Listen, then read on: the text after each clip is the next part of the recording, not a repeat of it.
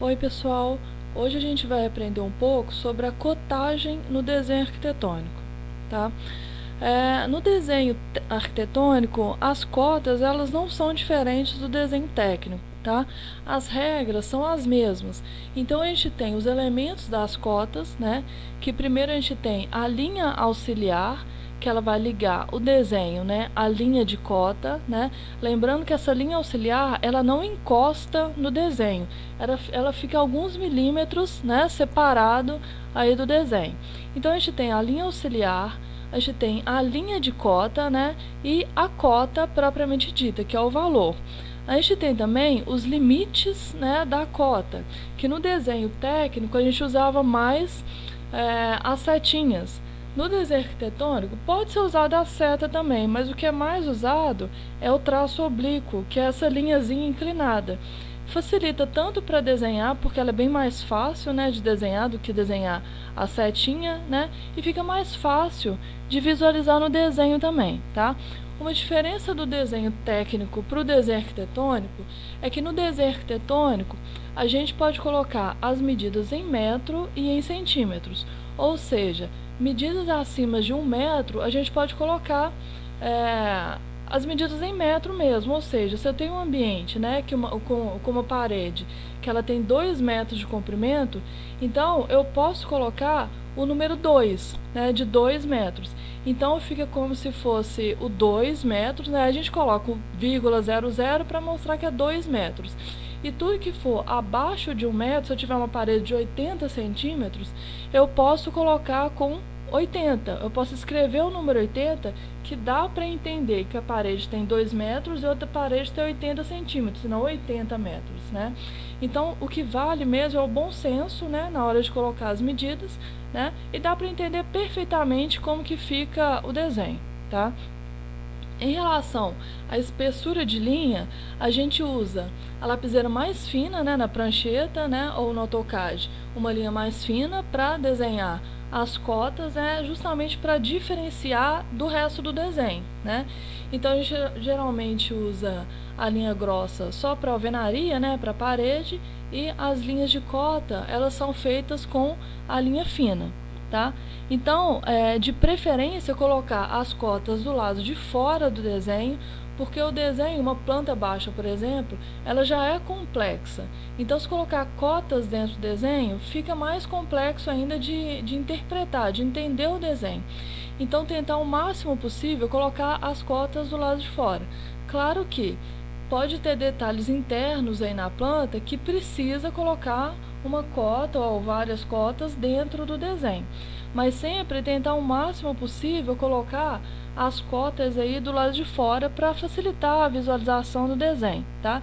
E claro, em relação ao tamanho do número, né, da fonte, né, da cota, colocar um valor satisfatório, um tamanho satisfatório para ficar fácil de enxergar, para não precisar de uma lupa, né, para ver uma dimensão que eu preciso entender lá na minha planta ou num corte e tal, tá?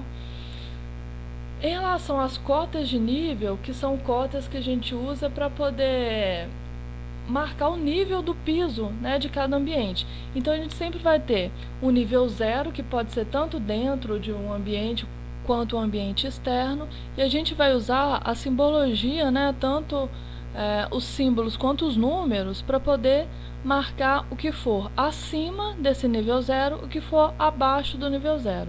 O que for abaixo a gente coloca com o valor negativo, e o que for acima a gente nem precisa colocar, né? Mas pode aparecer alguns casos que coloca o valor do positivo, do mais, tá? Aí a gente tem aqui 2 exemplos para mostrar essa diferença de nível no piso. O que é mais comum aparecer é no banheiro, né? Por exemplo, que eu tenho o nível do banheiro, né? E dentro do box, né, onde tem o chuveiro, ela é um pouquinho, uns milímetros abaixo desse nível. Então, nesse primeiro desenho, tá o nível 0 do banheiro e dentro do box tá 5 centímetros abaixo do resto do banheiro. Como que eu sei que é abaixo? Porque tem o sinal de negativo. Então, eu sei que esse piso do box, ele tá 5 centímetros abaixo do resto do banheiro. No outro exemplo, a gente tem o nível 0 do lado de fora, né? Aí na varanda subiu 10 centímetros e dentro lá do ambiente aumentou mais 20 centímetros, mas esse 20 é em relação ao 0 do lado de fora e não à varanda, tá? É importante que isso fique claro, é sempre em relação ao 0.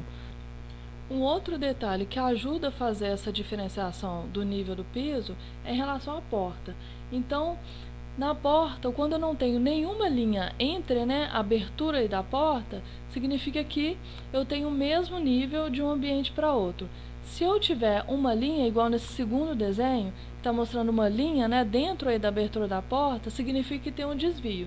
Se essa linha ela está para dentro do meu ambiente, significa que esse ambiente de dentro ele é mais baixo, né, que a parte de fora. E se a linha estiver do lado de fora do ambiente, igual mostra nesse terceiro desenho, significa que essa parte dentro ela é mais alta, né, que esse ambiente de referência. Então isso é para ajudar, né, a visualizar o nível do piso aí no meu desenho. E por fim, nós temos aí um exemplo para mostrar essa utilização da cotagem, né, numa planta baixa. Então, o que mais vale no desenho arquitetônico, em qualquer desenho, né, desenho técnico, é o bom senso em relação ao uso das cotas, para não colocar cotas demais, cotas repetitivas, nem colocar cotas de menos, faltando medidas no desenho. Né? Então, sempre repetindo, colocar as cotas de preferência do lado de fora, né? Mas nesse exemplo que a gente está vendo, tem cotas dentro, né, do ambiente. Significa o quê? Significa que se eu colocasse essas cotas do lado de fora, não ia ficar legal, né? Ia ficar mais difícil de interpretar o desenho. Então, colocando do lado de dentro, eu consigo visualizar melhor o desenho. Então, não é proibido colocar cotas dentro. O que vale realmente é o bom senso, né? E claro, as regras, as normas e tal, para a gente conseguir fazer um desenho arquitetônico que seja fácil de ser visualizado. Então é isso, espero ter ajudado e até a próxima aí com mais uma aula. Até!